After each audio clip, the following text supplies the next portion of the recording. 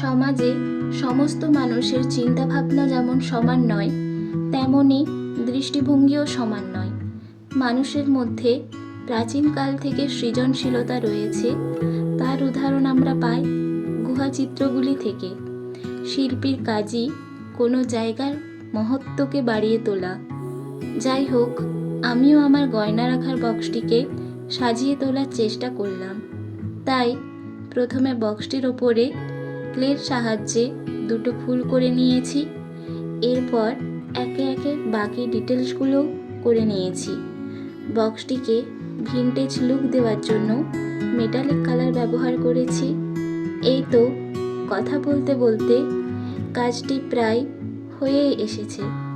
আর এই কাজটি তোমাদের কেমন লাগলো অবশ্যই কমেন্ট করে জানিও। আজকের মতো এতটুকুই। দেখা হচ্ছে অন্য কোনো ভিডিওতে। বাই।